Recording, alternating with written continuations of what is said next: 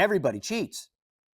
And I'm sure that there are so many people hearing me say that right now, and they're offended right out of the gate. Just Matty's on TV calling me a cheat. What I'm saying is that the game of golf, when it's played, and I'm going to use the phraseology that the USGA and the R&A use, they call it recreational golf. Even though I realize it can be heated competitive golf between you and your buddies, or I would say a rival, but the original rules called them adversaries, which makes it even seem more like a sword fight. And maybe it was back in those days. Maybe you had 14 clubs and a sword. Actually, you could have more than 14. 14 clubs is a relatively recent rule. I say relatively because of the age of golf. It's within the last 100 years. And so we started going down this road. So if you look at the drop down, you can see where it says golf cheating. Do you roll it over in the fairway? Right? Are you a person that becomes indignant about it and says, it's not cheating if I take it out of a divot? Oh, okay. Here's the full screen of it. Dom calls it a fairway fluffer. Example, not playing from a divot in the fairway. Oh, there he is. He used that as an example. Incorrect drops. Think dropping on the far side of a hazard. Well, it's cheating with an incorrect drop if you do it deliberately with intent. I mean, that one needs a little bit more. Like I see all the time, people misinterpret. It's kind of a, being trained in the rules for me is kind of like a blessing and a curse, because I see rules violations constantly. And once people know that you're certified in the rules, they ask you questions nonstop. And other times they don't want you to tell them what the real rule is. For example, your ball ends up on a cart path, right? Do you know what to do? And to say it's on a cart path, there's a hill on this side, and the grass is really thick and really deep, basically unplayable on that side. The other side's perfect. Clear shot to the green and all the rest, right? So honestly, most players, if they and say, you know, the sidewalk, I'm trying to do this so you can see me on the screen. Sidewalk, say, is this wide, and your ball's over here. You're like 80% on the right side of the I'm calling it a sidewalk, because say cart path, and the hill with all the grass is on that side, right? And most people will come up and they'll pick up that ball and they'll drop it on the left side in the perfect grass with a perfect shot. Many times they'll drop it outside of the one club length. If you get it for free, it's 1. If you pay for it, it's 2. Talking about club lengths, right? It's an easy way to remember. But in the rule that I just gave you an example of, very few people will look at that and go, well, my drop is in the hill. You can always play it off the cart path if you want to, but my drop is on the hillside, right? So that's one that I see that people get wrong all the time. So, Dom, let's go back to that drop down. Extra clubs in the bag. Dom writes, do I see 3 putters in there? It does happen. That does happen. I mean, it's a tough one. That's a tough one to call on your, again, I'm going to use the terminology that Dom used from like 1754, your adversary. I mean, that's one where if you end up winning because you say, I had 15 clubs in a casual game, that's tough. Gimme putts. Do you take them? Do you give them? Right? Now you're starting to see where I'm going with this idea of what is and is not cheating. If you do not follow the rules of a respective sport, in this case golf, is it cheating when you knowingly break the rule? I know right now that discussion boards are going crazy on all this stuff, right? Dom writes, fudging your handicap. Yeah, I'm a 15. Now that, I believe the context he wrote that one in was sandbaggers, which is like eventually you want to, burn them at the stake. OB shots played as lateral. I think I'll just drop here. And most of these things that we're going through, there's another side to this. Shouldn't they be the so-called recreational golfing rules, right? Let me go through the last couple here, guys. And then capping your score, where someone says, I can't take a 9, so put me down for 7. That's kind of the reverse of the sandbagging. That's a person that's trying to keep their handicap artificially low, which whenever I see someone trying to do that, I think to myself, go ahead and do it. How's that hurt us? It's less handicap strokes. And then the old mulligan. I mean, breakfast balls, they're basically a mulligan, right? But a breakfast ball is usually on the first tee. Some people go breakfast buffet and they have breakfast balls all day, I suppose. But mulligan is another matter entirely. Do you allow them? Do you take them? Do you count the mulligan? Do you count the original ball? Right? So all of these questions dare to be asked, and is it cheating? So Dom, with that, have you put together, based on our preliminary here, have you put together a question of the day? And what are people, I'm sure things are going crazy right now. Log on to the Fairways of Life YouTube channel. You can be a part of the discussion. What are you hearing? I'm hearing a lot. That's what I'm hearing. So the question of the day is, do you follow the rules of golf when you're playing casually? I do Simple think question, straightforward. I think when we're talking about tournament golf, and obviously right now in the context of this discussion, we're not talking about professional golf. We are talking about recreational golf. So the question is, casually, when you're playing casually. And I gave 3 options, not just yes or no. Yes, no, or depends. It depends on a lot of things, which I feel like a lot of people would say. Hey, are you cheating? Well, depends. and in glorious fashion, 24% of the people are saying, that depends. Are you a cheater? Well, it depends. How do the other two yes and no split then? We're at 24% So of depends. 50, I can't even say it. 57% of the people are saying, yeah, totally. Definitely, I definitely cheat. 57%. Okay. That's a astronomically high number. Well, let's be honest. Let's be honest. The people who answered depends, they're cheating. Yeah. Those are that's a hard yes. We're over 80%. But the thing is, and this is what I'll pick up in segment 2, and I'm dying to hear from you guys with your comments on this. If you are a recreational golfer and you play the way most recreational golfers play, which is pick it up, that's good, or you're in a huge divot in the fairway. Dom, you do this yourself. You're admitted to it. You're like, yeah, if I'm in a divot, I don't play it out of the divot. Right? Yes, he literally told me that. He literally told me that for the record, I took my own survey and I clicked yes. and Dom told me yesterday that when he's playing, because he drops off his kids and he's got a few hours in between before he's got to pick them up. And a lot of times we do pre-production stuff at night. And Dom absolves himself in that situation. I'm speaking for you, Dominic, based on what you told me yesterday. Whoa. All right. Let's hear this. And what he does is he absolves himself by declaring to whoever he's playing with. And he may not know these people, as I just explained to you. He'll go to a golf course and how many people do you know that you could just call up and go, hey, let's play golf tomorrow. What time? I don't know. Sometime after I drop off my kids, wherever we can find a tee time, wherever we can find a couple spots. So he shows up at a golf course. He's playing with people he doesn't know. He's single-digit handicap, and he'll be in a divot, and he's absolved he turns to them and he'll declare, hey, I'm in a horrible divot that wasn't filled.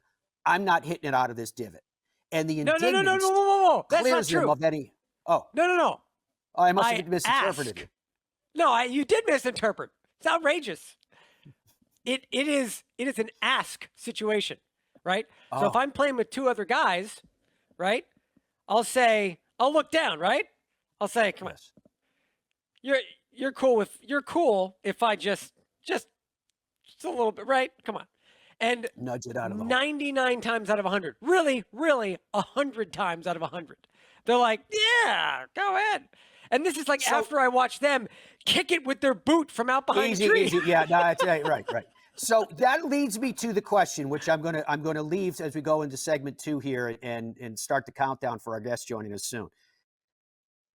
Shocking. So it leads me to the second segment, which my question is, in casual recreational golf, say you're a member guest tournament, a little bit different, gets to that different level that Dom's talking about in terms of tightness with rules, etc. Although There still are great liberties taken in fairness.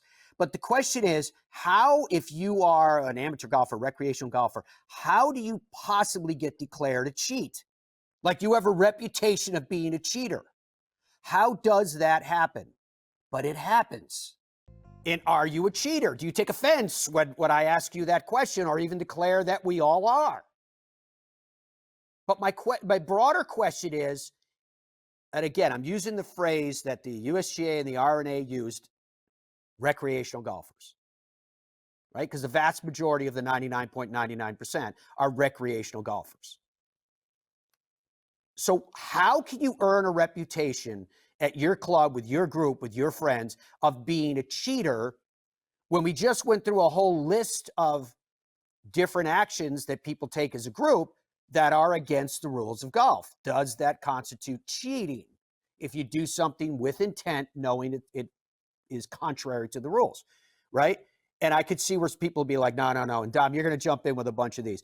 But to me, it's like the area that I find that people that even modify the rules are unforgiving is when someone reports a score that they didn't make, right? You see them hacking all over the place. You're in some kind of a match. You made a bogey on the hole 5, and you say, what? Maybe you're giving this person a stroke in the hole. And you say, well, what'd you get? And they go, oh, I had a 6. Because they're doing the math. They know that it's going to net to a 5 and the hole is halved. Or if there's one of these people that are driven by the ego of their score, they'll say they got a 5, and you know they didn't. Now it puts you in the position of calling them out on that. And are you going to do that in a casual round of golf? Right? Is it your responsibility to become confrontational with this person? And they're pretty good at dodging and weaving, right? I found that's the area where a person mostly gets labeled a cheater, but there's others. Dom, what are you hearing from the people on this subject? A couple things. First of all, I find it interesting that in most sports, cheating is celebrated, right? In most other sports, like in the NFL, you're trying to get away with pass interference. You're playing basketball, a little bit of shoulder, a little extra elbow. And you're like, what? Come on, I didn't do anything. And all your teammates are like, what? You didn't touch him. Look what happens in the hockey playoffs right now, which are awesome. And I understand my Rangers are going to play your Hurricanes, Dom. But look what happens off the puck. When the eyes of the linesman and the referee are watching the action, and you were tangled up with another player in the back, and look at some of the offenses there. I use baseball as an example all the time. You're running to first. A throw comes in, and you know you got tagged. You know it. And they call you safe. Is that cheating? You know you got tagged. You know it. But you got called safe. So because it comes from an official, does it supersede the fact of your very definitive knowledge that I was definitely out? And is that something like after the game, you're going to yuck it up either with your teammates or years from now with whoever tagged you out in that big game and said, no, I know you got me, right? And you laugh about it. So in other sports, it's you're literally trying to evade the rules and get away with it. In golf at its highest tiers, that's not tolerated. And we know what happens with people that are accused of being cheaters. They're labeled with that scarlet letter, the C, forever. But in this so-called recreational golf, Dom, what are you hearing from the people? What are they saying to you? So the official question of the day is, do you follow the rules of golf when you're playing casually, recreationally? Yes, no, or depends, right? Because it depends.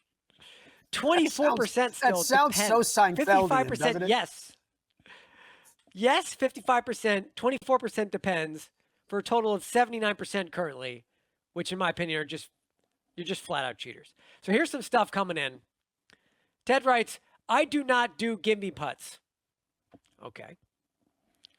Bob says, I play by the rules with one exception. I hate chasing lost balls and wasting time. So I just drop one and take a penalty. Cheating. That's cheating. I guess that depends or something. Wayne says, we play the mercy rule. Double par and pick it up and count that score. The mercy rule. Oh, I we play preferred lies in the fairways. The 26 rule, the mercy rule. Oh, preferred lies to the fairways. Yeah, okay. Deuce writes, I definitely won't hit it out of a divot. Dumbest rule in golf. Derek says a mulligan in Ireland is called 3 off the tee. When one is talking about the pace of play for 90% Derek's of watching us players, in Ireland today, right? breaking the rules because rules are part of their thinking. And then someone's making fun of me. Derek's making fun of me for fluffing my lies. Okay. 81% of you are cheaters, and now I'm a cheater? By the Don't way, be that's what's so- interesting, Matt, is there's this Don't be so understanding, defensive. right? Like if you see someone move it out of a divot and everyone in the group's kind of like, yeah, whatever. That's kind of how we do things. Like that's sort of looked upon as, well, it's no big deal. But when you lie about your score on your scorecard, it's like, I'm not hanging out with that guy.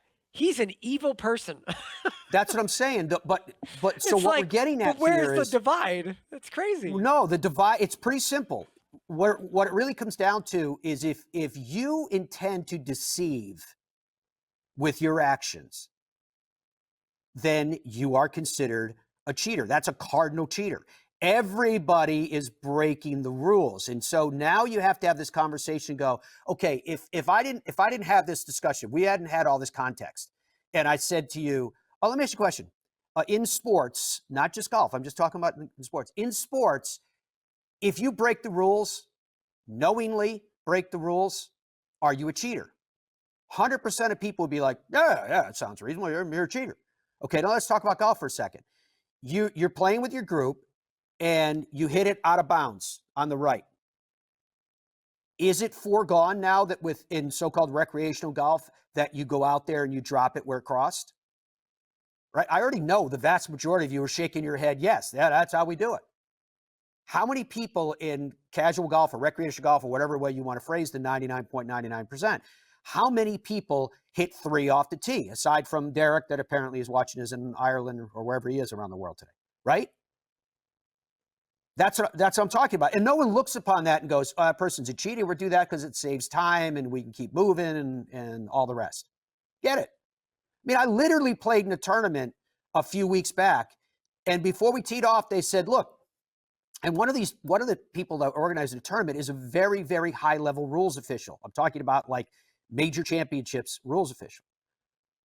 And they said to me, oh, we got this rule. Basically, wherever you are, other than in a penalty area, bunker or whatever, you can roll it. I was like, what? Yeah. Wherever you are, you can roll it. And I was like, why are you doing that? And the answer I got back was, because there are people that are going to be doing that anyway. So we want to make sure that it's a level playing field. Okay. Pretty wild, but that was what they're playing by. So I'm really, Dom, that still brings me back to the same thing. It makes me really curious that you could be a so-called recreational golfer, a casual golfer, an amateur golfer, whatever phrase you want to use in this context. You could be that person and you could get labeled a cheater. But if you are, you had to do something pretty severe. What else you hearing from the people? Any other good stuff coming in? David says, the old foot wedge. Cheater. Ted says, in my favorite foursome, 2 of my buddies can't count. Derek, who's not happy with this discussion, says fluffing lies in casual rounds of golf hurts your game because in a competition you can't and you haven't practiced the shot. And so you're tense. It just serves no purpose. I disagree, Derek. I am not a professional golfer, and I will never be anywhere even remotely in the realm of a professional golfer. So I'm not about to ruin my day. If my ball lands in a little divot in the fairway after I hit a really good drive, which doesn't happen on every hole, all right? Stay with me on Earth here. Let's get an update on the question of the day. This is why I Do you said, follow I the just rules said of to you golf when you're guys, playing casually? No, they don't. They don't, Matt. 26% say it depends. I love that I put depends in there, and I love that so many people are afraid to click yes. So they're just like, well, I'm going to qualify my cheating. It depends. well, that's what you just did. That's what I'm saying. You justified. No, taking it out I of a clicked divot yes. through I clicked indignancy. yes. You said you clicked yes, but No, I then you've clicked yes. defended yourself multiple times because people are like, Dom, you roll it over in the fairway. No, I take it out of a divot. I take it out of a divot, a deep divot. So An offense to Glenn writes, mankind. Glenn writes, local rules. If the entire group plays by the same rules, it's not cheating. No is only yes to another question. That's a George Costanza fantastic said. rule. Can you imagine Yeah. the rules you can come up with? That's great. Oh, man, that's fantastic. I'm thoroughly Dom, enjoying do- this. Before we move on, because I can see Frankie's hooking up, we got lots to get to, but can I just read like one or two of the original rules of golf? That's what I was going to ask you to do. I want to Just a see that. couple. Andrew, you have this this great chart of the Oh, yeah. Andrew, put history that up. of the There you rules go. of golf. And while we're looking at this, Dom, take us through some of those originals so we can get an understanding of where we Okay, started so- and where we are. All right, hold on. I got to get it opened up here. I'm going to read some of my favorite ones. If this is rule number 5, the original rule number 5 of golf. It was called an article. This is a quote from 17 whatever. If your 44. ball comes among water or any watery filth, Watery you are filth. at liberty to take out your ball and bringing it behind the hazard and teeing it. You may play it with any club and allow your adversary a stroke. There you go. Well, you're And then paying this for is it. another one. Hold on, this is a good one. Where's the dog one? So this is, play it as it lies. That's what everyone references when it comes to golf for hundreds of years. This is the original rule. This is how it's actually written. Rule number 10, quote, if a ball be stopped by any person, horse, dog, or anything else, the ball so stopped must be played where it lies. Ooh, the ball's so It's stopped. 1798. You take out the whatever you're using, the wooden stick. You smash it. It goes 8 yards and hits your dog right in the belly and lands. Got to play it from there. Poor dog. I think it's more like the dog would grab it, but it was 1744, as you could see I from love it. the way the rules woven their way through time. 1754, the RNA is actually founded. 1759, stroke play is introduced, although I'm sure versions of it existed well before when they were competing against each other. Adversary, what saith your score on that hole? Well, I was in the watery filth. 1952, RNA It and is pretty USGA. simple. Your tee must be upon the ground. That's a rule. It's very simple. They made it simple. Yeah, that's a good rule too. Your tee must be upon the ground. Anchored stroke banned in 2016, rules modernization in 2019. And today there's 25 rules of golf with subsections that can only be fully worked out through the Supreme Court.